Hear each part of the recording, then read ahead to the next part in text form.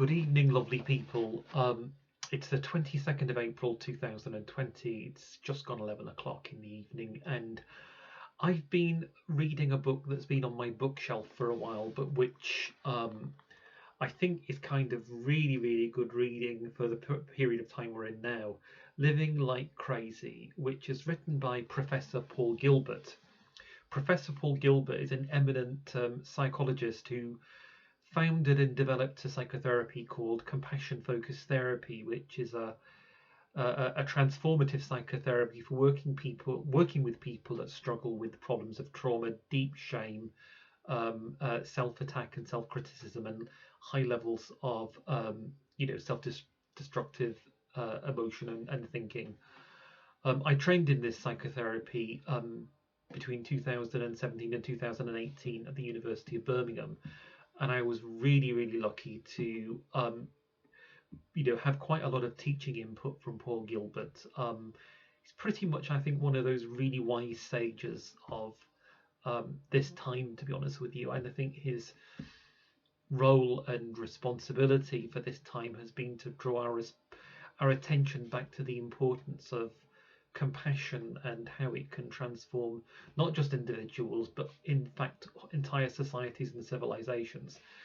Before I talk, I just want to read something from the book that has really kind of leapt out at me, which I think will be um, quite helpful for you to kind of draw your mind to the times that we're currently in and the things that we're seeing in the world actually right now. So it's called The Myth of the Autonomous Individual. We often see craziness as a problem of the individual. We might label it as depression, anxiety, neurosis, or psychosis. This book will suggest, however, that we need to look beyond the individual and consider that groups and societies can also be crazy, to the extent that social behavior and values lead to much suffering and destructiveness. Indeed, applying the criteria of psychological disorder to certain groups suggests interesting similarities. Consider the problem of those given labels of neurosis. They may feel out of control, suffer symptoms of distress, seem to experience higher than normal levels of conflict and tension, cause suffering to themselves and others, even if they do not wish to, lack insight into the nature of their difficulties, or be highly resistant to change, even if logically they know that it's in their own long-term interest to change. Could these types of problems and processes be seen to exist in groups, societies, and nations? I think the answer is yes. And I think I agree, wholeheartedly with Paul Gilbert. One of the things about the last 30 to 40 years with the sort of neoliberal ideology, the idea that Mrs. Thatcher put forward that there's no such thing as society, that we're all these autonomous individuals who are self-actualizing in the world and becoming our own heroes or our own villains. I don't think that is a credible philosophy economically or politically or socially for the future. And I think one of the things about COVID-19 is it's kind of, in a sense, brought us to our senses about how dependent we are on one another. Right now, if it wasn't for nurses, doctors, social workers, uh, sanitization sort of professionals that clean up our streets, cleaners, delivery people, shop workers, people that deliver essential services that enable us to have water, gas, electricity, all these people, we're completely dependent on them. And very often, these are the people we've not really given very much thought to in our consideration of what's important in life. I think the neoliberal philosophy has kind of exalted the role of the banker, the politician, the economist, all these sorts of people. And actually, these are the people at the moment who are locked in. They're the people that are kind of, not involved in the fabric of everyday life and everyday existence. It's all the aforementioned people that are. So it's really interesting that, when we start thinking about societal craziness, we think about um, this whole idea that somehow our autonomy or our identity is somehow constructed within the realm of our own mind and our own thinking and our own education and our own self-actualizing tendency towards success and all of that kind of stuff. We are products of our society, and we are products of our communities, and we are all totally reliant and interdependent on each other. We know now that if we get sick, if it wasn't for the nurses and the doctors in the hospital, we die. That's become really apparent to us. Um, but the societies in which we live have established processes which have been destructive to us. We've had processes that are about getting, winning, succeeding, that create dualisms of winners and losers, good guys and bad guys, the politicians being the ones who lead the way to what it means to be a successful society and a successful nation. Well, we've seen in the UK that our politicians have kind of really failed us big time with this whole COVID-19 situation. And I think in the United States as well, similar things are happening. And what we're seeing in the United States at the moment in terms of social craziness are people who are demanding to get their businesses and their societies running again before we've actually dealt with this pandemic. That somehow it doesn't really matter that if some old people get infected, or if some disabled or sick people get infected and die, that doesn't matter, because the economy is what matters the most. I want a haircut. I want I want to buy my clothes. I want to do my thing. My. I being the center of their complete and utter sense of reality. And something? That ideology has been shown and is being proven now to be poisonous and destructive. There is no I in the world right now. There is a we, and we're all dependent on each other. Despite the fact that most of us at the moment are kind of sort of locked down in our homes and working from home, or not walking very far from our home environments. We are all interdependent. We all depend on each other. And the fact now that our societies and our nations have had to, mobilize social resources, economic resources to meet the needs of the population, whether it's, sort of compensating people's salaries that are going to get laid off in the UK, or, in other countries where they might have a living wage or introduced a living wage for people now, that we realize that we can't survive in these autonomous self-made creations that we call our individual lives. It's a nonsense.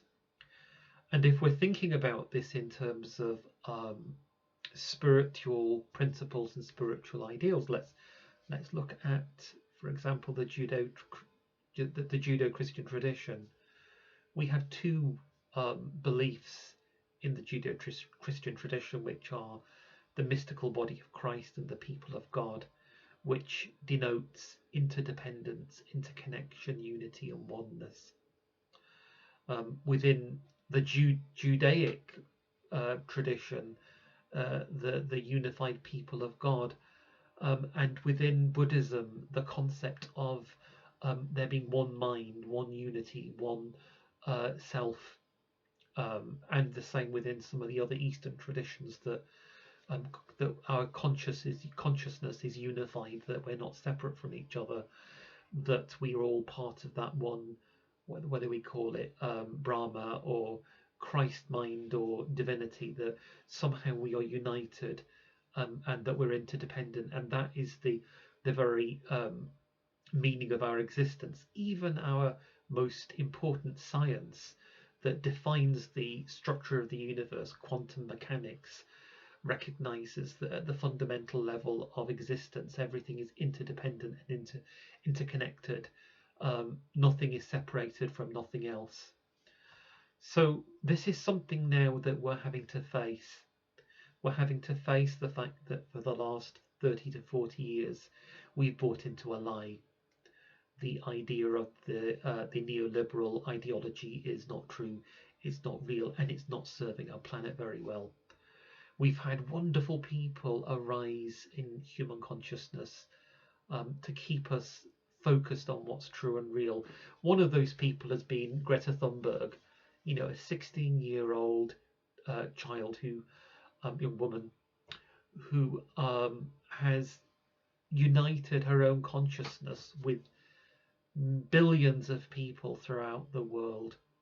And it's interesting that I would call it the kind of moral antiseptic that she has kind of cascaded out into the collective consciousness has actually brought to the surface what is really good and best in us. So a real desire to protect the environment and to protect creation and to act together as a living organism, as in our oneness, to save us from environmental degradation and destruction. But it's also brought to the surface a certain kind of poison. Those people, and often they're men, middle-aged men, I'm sorry to say, my age, who often project, hatred and bile and malice onto this child, who deny the reality of what she's saying, who would rather say that she was a puppet being manipulated by some nefarious kind of agenda than accept the very transparent reality that this is a very gifted, prophetic young woman who's actually drawing us together now to face either life or extinction. So, she, in a sense, and others like her, and I would include in that as well Pope Francis, and his encyclical Laudato Si, and also, people like goodness, this happens late at night. I lose Russell Brand, who actually reached out to a very, very sort of a very, very sort of young audience, lots of young people who are maybe spiritually aware or psychosocially aware about what's wrong in the world. And he's giving them a language, and it's a language which actually that, Paul Gilbert actually said this in one of his lectures, that, Russell Brand has given a language to many of the things that he's been saying about the fact that, that our brains have been affected by millions of years of evolution, that when we connect with that which is compassionate and good and whole and loving, and though he wouldn't like using the word love because Paul Gilbert separates the word love from compassion, but that's just an academic thing. I'm not going to get into that. But, we touch into, we contact that capacity that's in us, born from millions of years of evolution for caring, warmth, nurturance, sort of benevolence and kindness, that transforms our lower primal states of consciousness. So those bits of us that want to grab and grasp and get, that wants to form sort of alliances to extinguish the voice of those who are weaker and more vulnerable in the community, that compassion actually is an antidote that overcomes that. And so let's look at that at the moment. Now we're having there's a social discourse at the moment which is basically saying, from the neoliberal perspective, we have this thing called the economy, and the economy is the golden calf. It's sacred. We can't allow the economy to collapse.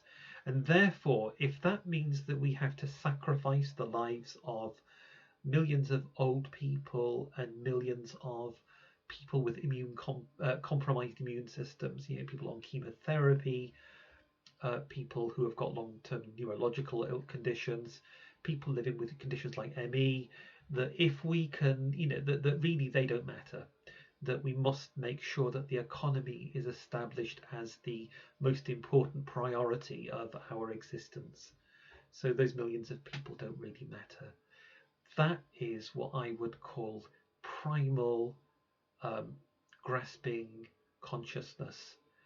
It's born out of part of our evolutionary desire to, and it's part of the shadow of human nature to form sort of power holds and sort of power groups that that dominate, the rest of the species, and that decide in terms of forms of hierarchy and in forms of uh, power structures to diminish and to subjugate those who might be sort of less powerful or weaker.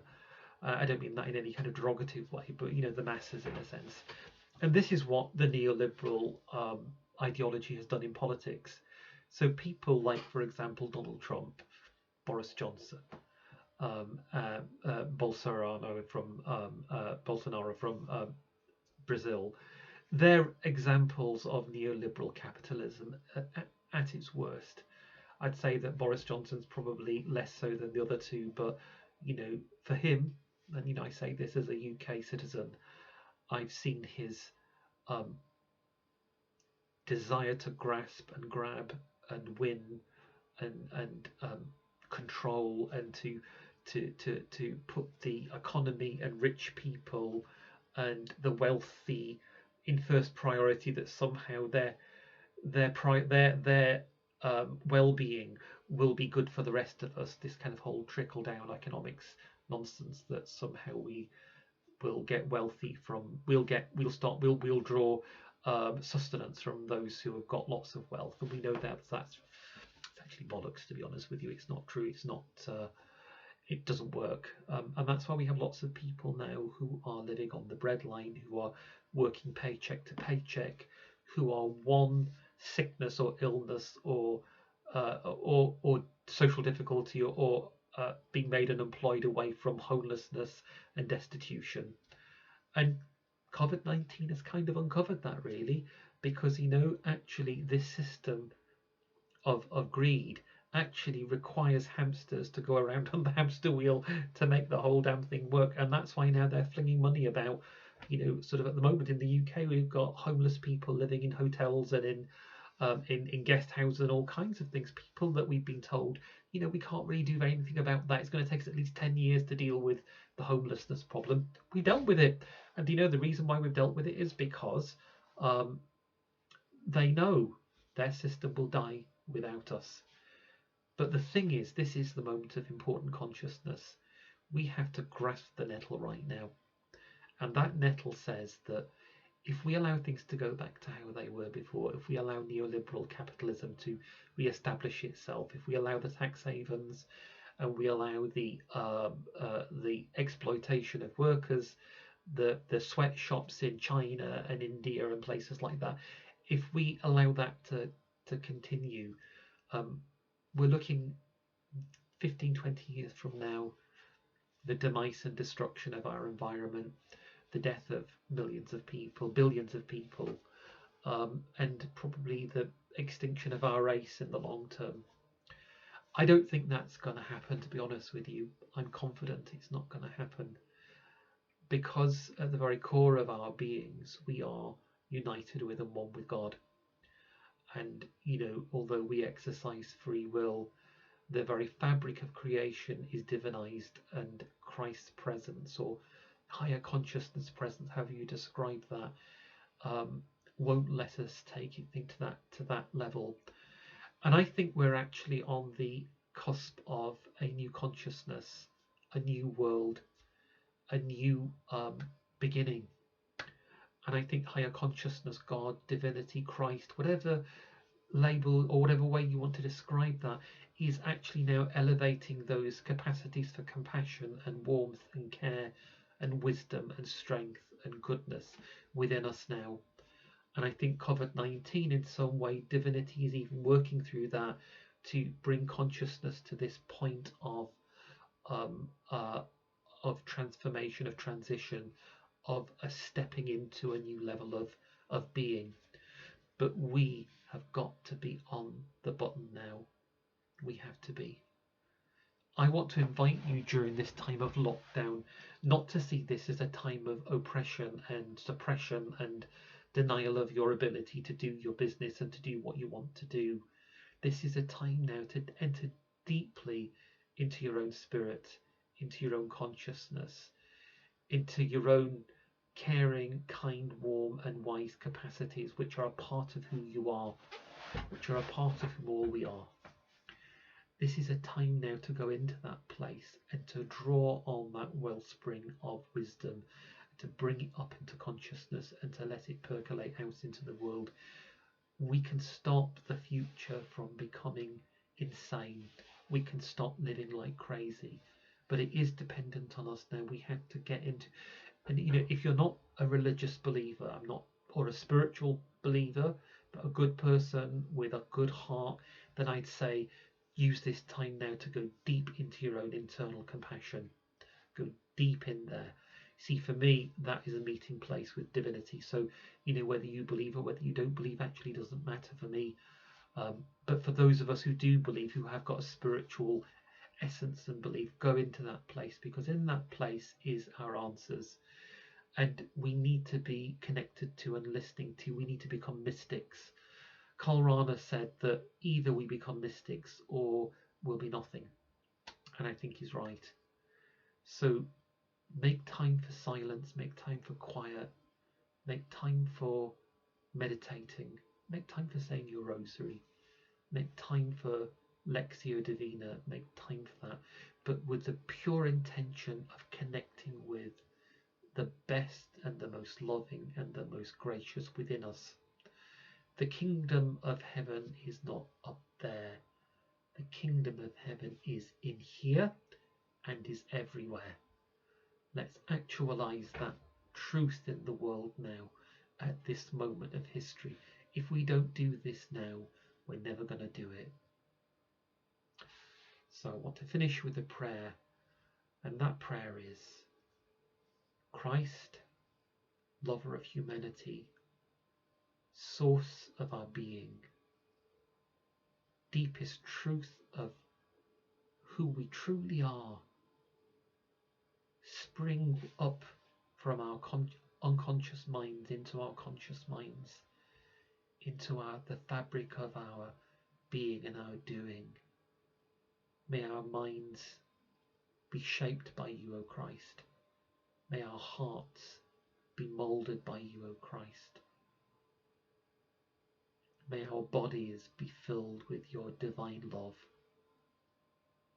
May our consciousness raise now beyond the mundane into the most wonderful, loving, compassionate, wise, and transcendent levels of being, that we may in the world become the Greta Thunbergs, the Martin Luther Kings, the Thomas Mertons, the Gandhis, that we may become all of these and more and manifest these in the world.